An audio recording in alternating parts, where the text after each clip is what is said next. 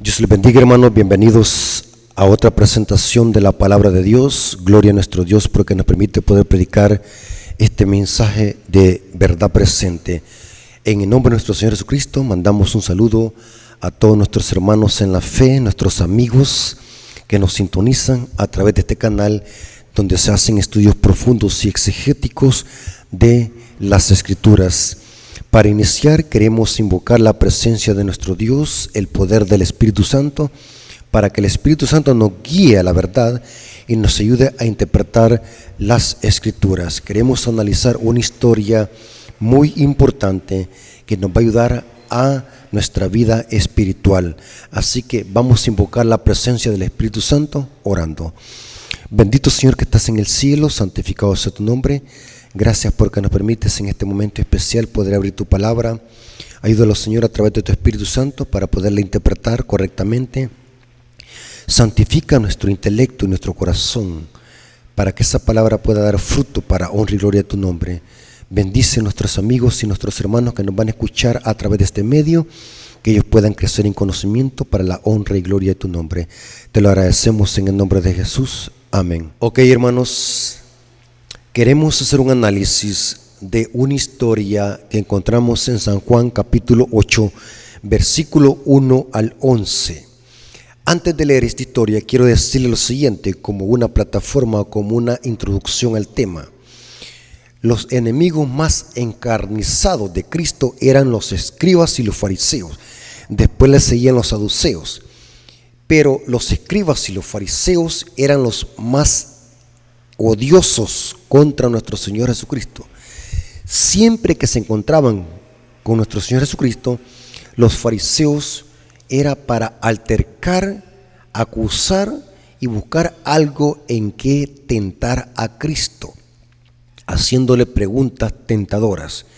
Imagínense, hermanos, los fariseos y los maestros de la ley y los escribas eran los eruditos de los tiempos de Cristo.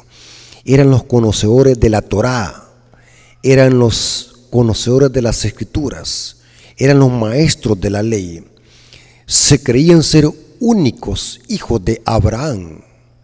Pero es interesante que Cristo les dice en San Juan capítulo 8, versículo 44, Abraham no es su padre, ni tampoco Dios es su padre.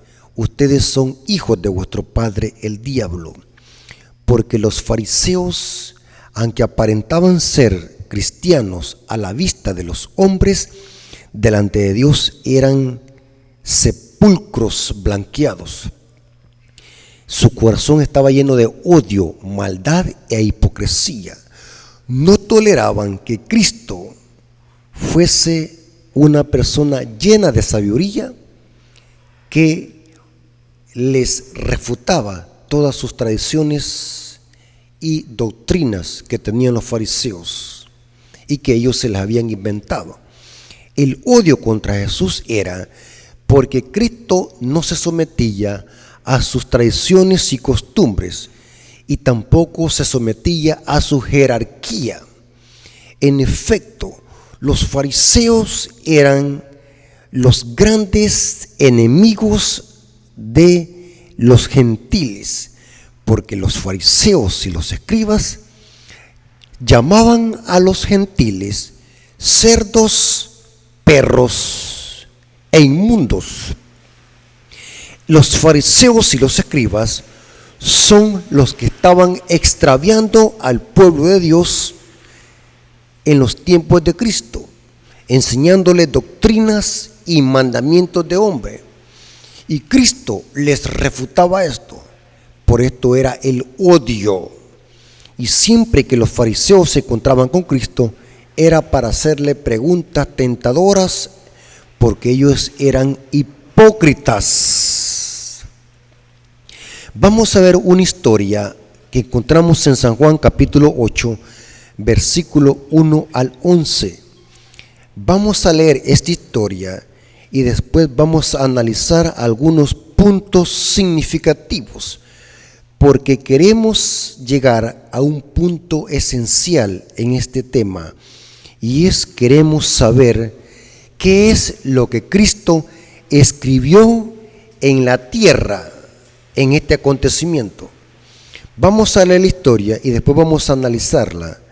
San Juan capítulo 8, versículo 1 al 11, dice lo siguiente: Y Jesús se fue al monte de los Olivos, y por la mañana volvió al templo, y todo el pueblo vino a él, y sentado él enseñaba. Noten que Cristo estaba enseñando.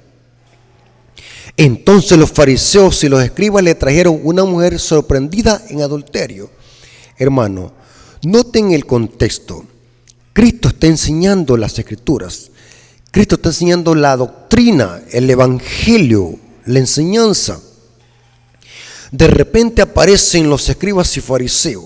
Siempre cuando se está predicando la sana doctrina, va a haber oposición, ya sea de afuera de la iglesia o dentro. Pero los peores enemigos de la verdad presente son los que están dentro, especialmente aquellas personas que tienen grandes puestos en la iglesia. Aquí vemos que de repente aparecen los escribas y fariseos, y noten para qué se acercan. Noten que Jesús estaba enseñando. Ellos vienen e interrumpen la predicación, la enseñanza. ¿Pero para qué? No para apoyar el mensaje, no para decir amén a lo que Cristo estaba enseñando, no para decir gloria a Dios, aleluya, sino para qué?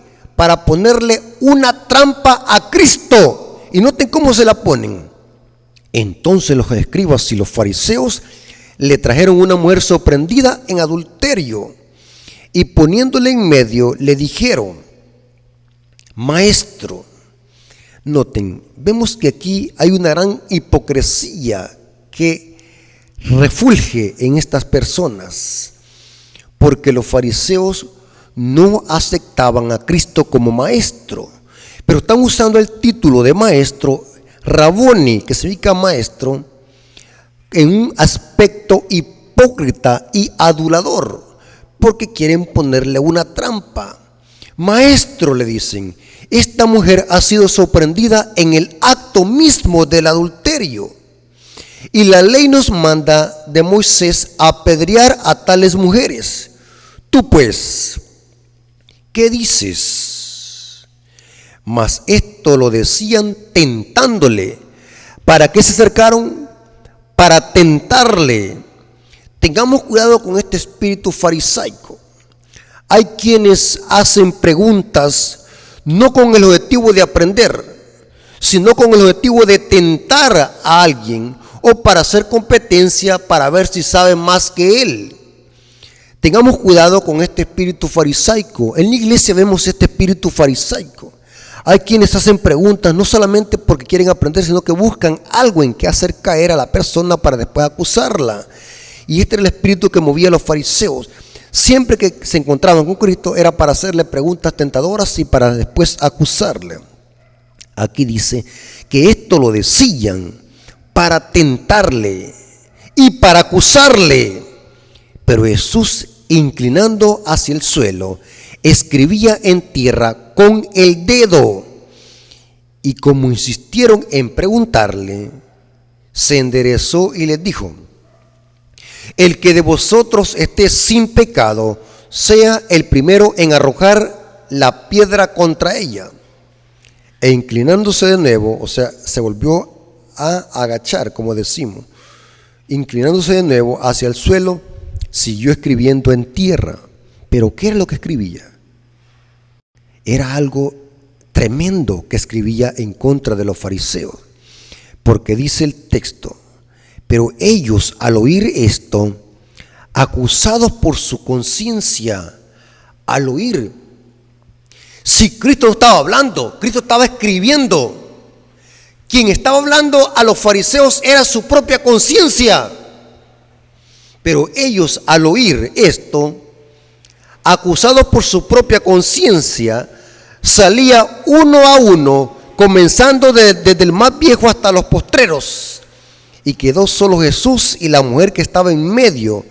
Y enderezándose Jesús, y no viendo a nadie sino a la mujer, le dijo: mujer, ¿dónde están los que te acusan? ¿Ninguno te condena? Ella dijo: ninguno, Señor. Entonces Jesús le dijo: ni yo te condeno, vete y no peques más. Interesante. Ahora, vamos a analizar algunos puntos significativos en esta historia, porque queremos ver qué es lo que Cristo estaba escribiendo en la tierra, en el suelo, con su dedo. Noten que era con su dedo. Ahora, vamos a ver algunos detalles importantes sobre esta historia. Primer punto: esto era una trampa que los fariseos y los escribas habían tramado. ¿Por qué razón? Porque el texto lo dice, Juan 8:6. Dice: mas esto decían tentándole para acusarle, pero Jesús, inclinando hacia el suelo, escribía en tierra con el dedo. O sea que esto no era algo real. Esto era un montaje que ellos habían creado para ponerle una emboscada a Cristo, una trampa. ¿Entienden qué es una emboscada? Para ponerle una trampa súbitamente para ver en qué Cristo caía para después acusarlo. Ese es el primer detalle, de que esta historia era una trampa que ellos habían tramado. Ahora, vamos a ver lo siguiente, hermano. Este juicio que los fariseos hipócritas estaban creando en este momento era un juicio deficiente. ¿Por qué razón? Vamos a ver algunos detalles para que veamos lo que están haciendo los escribas y fariseos hipócritas, los maestros de la ley, los que decían de que eran los estudiosos de la ley. Y noten el primer dato interesante.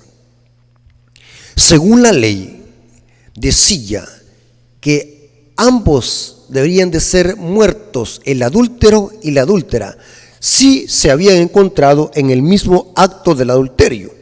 Los fariseos eso están diciendo: esta mujer la encontramos en el mismo acto del adulterio.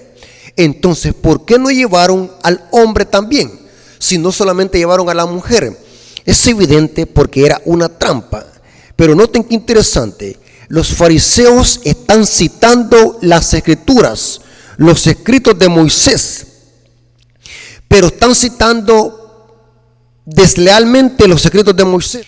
¿Han visto ustedes esa clase de personas que para poder justificar su mal accionar citan mal las escrituras y las aplican mal? Aquí vemos que los fariseos, para tentar a Cristo, están usando las escrituras y citándolas fuera de contexto y aplicándolas mal. ¿Por qué razón?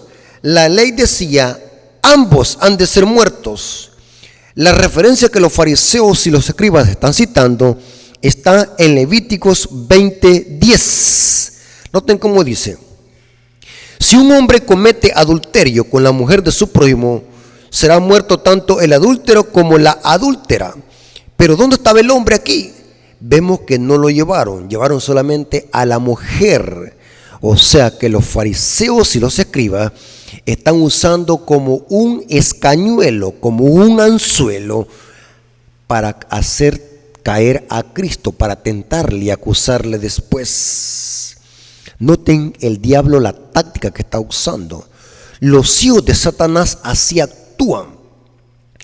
Como no podían encontrarle un pecado a Cristo en que acusarle, los fariseos lo que buscaban es hacerle preguntas tentadoras para después acusarlo, como queriendo decir: bueno, si Cristo se equivoca, vamos a acusarlo de esta manera.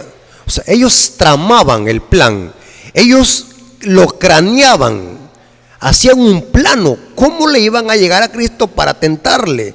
O sea, que lo andaban espiando, porque dice el texto que mientras enseñaba aparecen los fariseos, significa que lo andaban siguiendo. La ley decía que ambos deberían de ser muertos. Los fariseos están aquí pervirtiendo la ley de Dios y aplicándola mal. Otro punto significativo es lo siguiente: que la ley decía que para dar un veredicto de apedreamiento o estrangulamiento era que se decidía en boca de 2 o 3 testigos. Un solo testigo no bastaba. Y aquí vemos en esta historia que los fariseos no llevan ningún testigo. Solamente ellos dicen con su propia boca: esta mujer la hallamos en el mismo acto del adulterio. ¿Dónde están los 3 testigos o 2 que decía la ley? Vemos de que los fariseos no están aplicando correctamente el juicio aquí y están haciendo mal uso de la escritura. ¿Dónde decía esto la ley? Deuteronomio 17:6 dice: por dicho de 2 o 3 testigos morirá el que hubiere de morir. No morirá por el dicho de un solo testigo. Tenía que ser por 2 o 3 testigos. Pero los fariseos no llevaron ni 1, ni 2, ni 3. Ahora, noten cómo dice Deuteronomio 22, versículos 23 al 24. La ley decía: apedreados el adúltero y la adúltera, pero si se hallaban en el mismo acto del adulterio, pero que se demostrara en boca de 2 o 3 testigos. Noten cómo dice la cita de Deuteronomio 22, versículos 23 al 24. Si hubiere una muchacha virgen desposada con alguno, y alguno la hallare en la ciudad, y se acostare con ella, entonces lo sacaréis a ambos. ¿A cuántos? No dice a uno, a ambos. Pero ¿qué es lo que están haciendo los escribas y fariseos hipócritas? Están llevando solamente a la pobre mujer. Pero la ley decía: entonces los sacaréis a ambos a la puerta de la ciudad y los apedrearéis y morirán. La joven porque no dio voces en la ciudad, o sea que le gustó, y el hombre porque humilló a la mujer de su prójimo. Así quitarás el mal de en medio de ti. Esto era la pena de muerte para esta clase de pecado, de rebelión que causaba oprobio al evangelio, a la iglesia, al pueblo de Dios en los tiempos bíblicos. Pero aquí vemos de que los fariseos hipócritas estaban aplicando mal el juicio. Si ellos hubieran estado siguiendo el orden de la ley, sí hubiese estado correcto que esta mujer se apedreara junto con el hombre con que se había acostado. Noten cómo dice esta cita de la sierva del Señor en el libro Deseado toda la gente, página 425, párrafo 1. Dice lo siguiente, hablando de este caso, de cómo los fariseos estaban poniéndole una trampa a Cristo, aplicando mal la Torá, la ley. Dice: al par que los que profesaban reverencia por la ley, los rabinos, al presentar la acusación contra la mujer, estaban violando lo que la ley establecía. Era el deber del esposo iniciar la acción contra ella, y las partes culpables debían ser castigadas por igual. La acción de los acusadores no tenía ninguna autorización. Jesús, por lo tanto, les hizo frente en su propio terreno. Si quiere refutar a un falso maestro, a un apóstata que está torciendo las escrituras y aplicándolas mal, refútele con ese mismo argumento. Eso hizo Cristo con los fariseos. Le desmanteló sus teorías en su propio terreno. Y sigue diciendo: la ley especificaba que al castigador por el apedreamiento, los testigos del caso debían arrojar la primera piedra. Levantándose entonces y fijando sus ojos en los ancianos maquinadores, Jesús dijo: el que de vosotros esté sin pecado, arroje contra ella la primera piedra. Y volviéndose a agachar, continuó escribiendo en el suelo. Ya vimos que fue con su dedo. Ahora, noten cómo dice el siguiente párrafo. Cristo no había puesto de lado la ley dada a Moisés. No. Ni había usurpado la autoridad de Roma, que era el poder civil de ese entonces. Los acusadores habían sido derrotados. Ahora, habiendo sido arrancado su manto de pretendida santidad, estaban culpables y condenados en la presencia de la pureza infinita. Temblaban de miedo de que la iniquidad oculta de sus vidas fuese revelada a la muchedumbre. Hermanos, esto es terrible. Los acusadores siempre son aquellos que están viviendo una vida peor de los que están acusando. Aquí dice, temblaban de miedo de que la iniquidad oculta de sus vidas fuese revelada a la muchedumbre. O sea que ellos estaban peor que la mujer sorprendida en adulterio. Tremendo. Y uno a otro, con la cabeza y los ojos bajos, se fueron furtivamente, dejando a su víctima con el compasivo Salvador. Noten este detalle que los va a ayudar a analizar o descubrir qué era lo que Cristo estaba escribiendo en la tierra. Para que se hayan ido, era algo que le dolió en su propia conciencia y le remordió ver de que su propia conciencia le estaba gritando a gritos sus propios pecados y que estaban peor que esta mujer que querían apedrear. Hipócritas. Ahora vamos a ver algo interesante, hermano. ¿Qué es entonces lo que escribió Cristo en la tierra con su dedo? Noten que fue con su dedo. No agarró ni tan siquiera un palillo. Por ejemplo, nosotros cuando vamos al campo buscamos un palillo y escribimos algo en la tierra. Pero aquí Cristo está usando su propio dedo.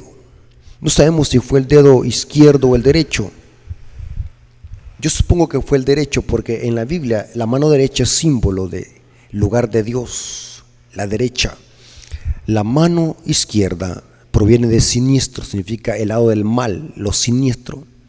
De donde proviene la palabra diestra y siniestra. La siniestra es la mano izquierda.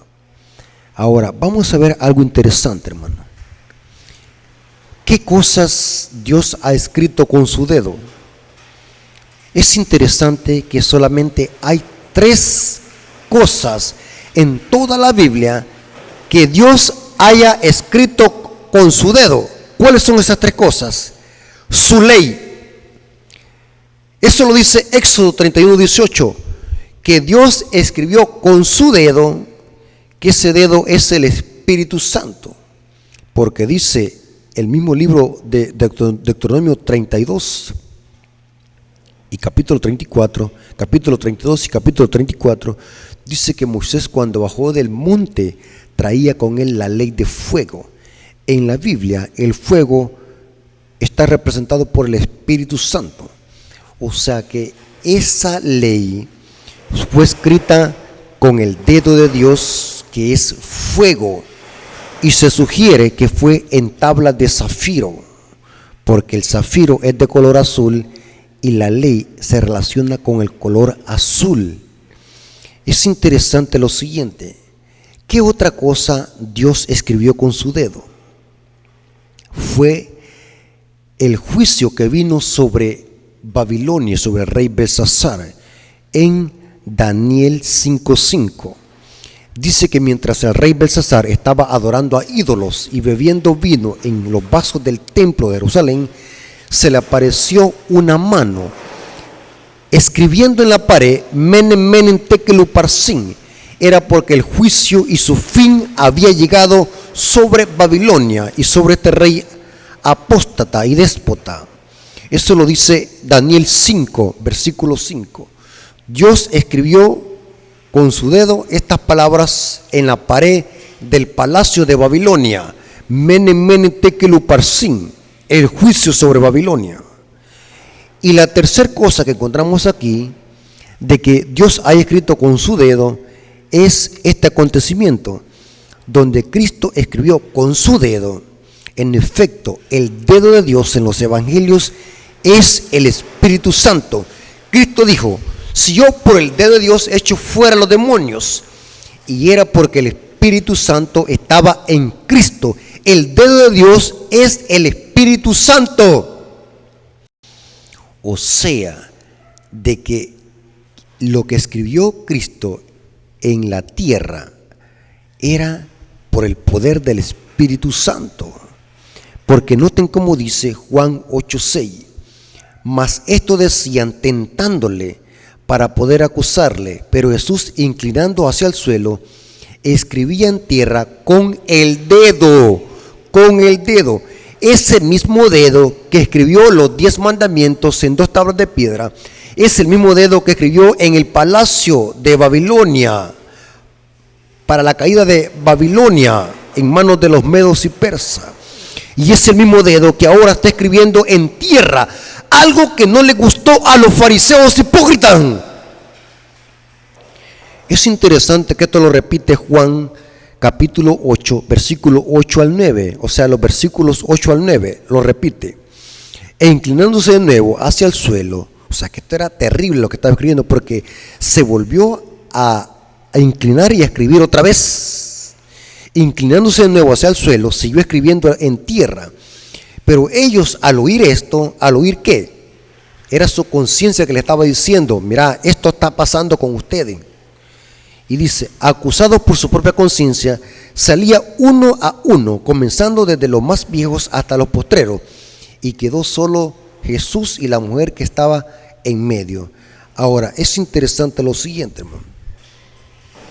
El comentario bíblico adventista sobre Juan 8:6 dice lo siguiente: de acuerdo con la tradición, Cristo escribió los pecados de estos acusadores. ¿El que escribió?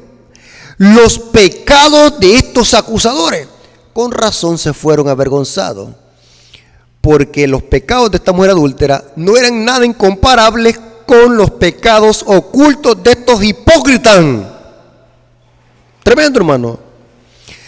Tenga cuidado, amigo hermano, cuando usted va a acusar a alguien personalmente. Recuerde que con el dedo que usted señala, hay 4 que lo señalan a usted mismo. Y puede ser de que usted vuelva a caer en ese mismo pecado, o quizás peor. Los fariseos hipócritas estaban viviendo una vida peor que la que vivía esta mujer sorprendida en adulterio. Por lo menos la mujer en adulterio, que se cree que era María Magdalena, era una mujer que tenía una vida depravada y conocedora por la sociedad. Era una mujer de mala vida, promiscua. Todo el mundo lo sabía. Mientras que estos fariseos hipócritas aparentaban de que eran santos ante los hombres, se creían ser líderes de la iglesia, maestros de la ley, pero su vida era una vida de inmundicia, llena de iniquidad y pecado. Con razón se avergonzaron, porque Cristo estaba escribiendo en la tierra sus propios pecados. Algunos dicen de que Cristo escribía la ley de Dios en la tierra, y tiene sentido, pero Cristo, al escribir la ley, les estaba señalando cuáles mandamientos ellos también estaban quebrantando. Y por eso dice el Deseado de toda la gente, página 426, dice: temblaban de miedo de que la iniquidad oculta de sus vidas fuese revelada a la muchedumbre. Por eso se fueron, porque inmediatamente observaron de que Cristo estaba escribiendo en la tierra sus propios pecados y su vida miserable. Y antes que se descubriera ante la muchedumbre, lo que hicieron es que mejor que irse uno por uno, avergonzado. Aquí dice que en la Mishnah, que era la Torah oral, la exposición oral de la Torah de los judíos, dice que se hace referencia a la práctica de escribir en la arena. Esta era una costumbre muy conocida en los fariseos, una práctica. Y aquí vemos de que Jesús está usando esta práctica, pero ahora Jesús se inclina, pero ahora para escribir los pecados de estos hipócritas que querían acusar a esta pobre mujer. Tremendo, hermanos. Ahora, vamos a leer algunas citas del Espíritu de Profecía que nos recalcan este principio. El deseo de toda la gente, página 425, párrafo 4, dice: allí, trazaba delante de ellos, estaban en los secretos culpables de su propia vida. Acerca de los fariseos se está hablando aquí. El pueblo que miraba vio el cambio repentino de expresión y se adelantó para descubrir lo que ellos estaban mirando con tanto asombro y vergüenza. Tremendo. O sea que eran sus propios pecados que los estaban acusando. Noten cómo dice la siguiente cita, ahí mismo. Desde toda la gente, página 426, párrafo 1, dice: temblaban de miedo de que la iniquidad oculta de sus vidas fuese revelada a la muchedumbre, y uno tras otro, con la cabeza y los ojos bajos, se fueron furtivamente, dejando a su víctima con el compasivo Salvador. Hermanos, tengamos cuidado con este espíritu, seamos humildes, recordemos de que en este mundo somos peregrinos y extranjeros. Hoy por ti, mañana puede ser por mí. Seamos humildes y compasivos con los pecadores. Si un hermano ha errado, restaurémoslo con espíritu de mansedumbre. No lo ataquemos, no lo acusemos, no lo critiquemos, porque puede ser de que nosotros mañana estemos en esta situación. Muchas veces este espíritu satánico de fariseísmo se manifiesta en los miembros de la iglesia. Cuando un hermano ha cometido un error personalmente hablando, o ha cometido un pecado que ha causado oprobio en la iglesia, en lugar de restaurarlo, lo acusamos y lo atacamos como los fariseos. Y decimos, por ejemplo: ¿y que no era este el hermano que era tal predicador, tal anciano? ¿Acaso no es pastor este? Y miren cómo ha caído tan bajo. Y empezamos a comerlo y a morderlo como los fariseos, sabiendo que nosotros tarde o temprano podemos caer en lo mismo, sin darnos cuenta que ese hermano se puede levantar y puede ser vencedor en el nombre de Cristo. Los fariseos eran sin compasión, acusativos y vengativos, pero era una gran evidencia de que en sus vidas estaba peor que a los que estaban acusando. Y téngalo por seguro, un hermano que pase acusando y tildando a otros de pecadores es porque él está peor y tiene pecados ocultos. Esta es una evidencia que se ha comprobado y la Biblia lo dice. Siempre cuando alguien manifiesta este espíritu de acusador, es porque él está practicando lo mismo.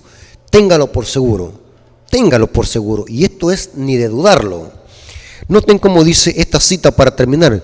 Consejos para la Iglesia, página 311, párrafo 1, dice: el mismo espíritu cruel manifiestan ciertos hombres y mujeres que se llaman cristianos.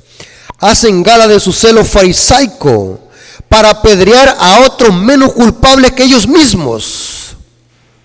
Hay quienes señalan las faltas y fracasos ajenos para apartar de sus propias faltas y fracasos la atención, y para granjarse reputación de muy celosos para Dios y para la iglesia. Tengamos cuidado, hermanos, seamos humildes, porque el diablo es astuto. Miren aquí el ejemplo de los fariseos. Estaban queriendo matar a una pobre mujer que ellos la habían usado y la habían llevado a esa vida deplorable. Y la estaban usando para ocultar sus propios pecados. Se les olvidó que estaban enfrente del que todo lo lee, el Rey de Reyes, Señor de Señores, que leyó sus pensamientos de que ellos eran unos viles pecadores que merecían estar en lugar de esa mujer y ser apedreados. Ahí no quisieron aplicar la ley, se fueron porque no les convenía. Hermanos, que Dios nos ayude para poder vencer este espíritu farisaico y siempre ser compasivos y misericordiosos con aquellos hermanos que caen y que fallan en algún aspecto de su vida espiritual, porque Dios no hace excepción de personas y Dios a todos nos ama por igual. Tengamos misericordia de los demás para que Dios tenga también misericordia de nosotros. Haz con los hombres lo que ellos quieren que hagan contigo. Esta es la ley de los profetas. Hermanos, que Dios tenga misericordia de nosotros y siempre podamos ser humildes, porque Dios quiere que manifestemos ese espíritu. Dejemos a un lado la hipocresía, el odio, la envidia, ese poder satánico que nos impulsa a querer ver solamente lo malo en nuestros hermanos. Siempre veamos también las cualidades, las virtudes que tienen los hermanos, porque tarde o temprano nosotros podemos estar en el mismo lugar. Que Dios tenga misericordia de nosotros y nos pueda ayudar a vencer este espíritu. Si es que nuestra debilidad es esto, de andar siempre buscando en qué el hermano cae para poder acusarlo. Hermanos, estamos hablando en este contexto de pecados personales. Cuando un pecado es personal, debemos de restaurar al hermano, porque esa es la ley de Cristo, amar a nuestro prójimo, restaurarlo, porque todos somos y vamos a dar cuenta tarde o temprano. Dios tenga misericordia de nosotros. Oremos. Señor que estás en el cielo, gracias por tu palabra, porque es una guía segura en este mundo de tinieblas. Nos hemos dado cuenta este terrible acto que los fariseos querían hacer injustamente con esta mujer sorprendida en adulterio. Nos hemos dado cuenta el gran peligro de que nosotros seamos acusadores. Ayúdalo, Señor, a tener misericordia de nuestros hermanos, a ser compasivos y misericordiosos con aquellos que hierran. Ayúdalo, Señor, a ponerlos como ejemplo en lugar de ellos, para que podamos serte fieles y obedecer tu carácter. Gracias, Señor, por tu amor y por tu misericordia. Gracias porque estuviste con nosotros en este estudio. Te lo agradecemos y te lo suplicamos en el nombre de Jesús. Amén. Ok, hermanos, como siempre les decimos, suscríbanse al canal, activen las notificaciones, compartan este material, coméntenle a sus amigos, a sus familiares, a sus vecinos, que hay este canal donde se estudia la Biblia a profundidad y que Dios quiere que conozcamos la palabra de Dios y así podamos prepararnos para su pronto regreso cuando Cristo venga con poder y gloria. Dios nos bendiga y gracias porque nuestro Padre Celestial estuvo con nosotros en este estudio. Amén.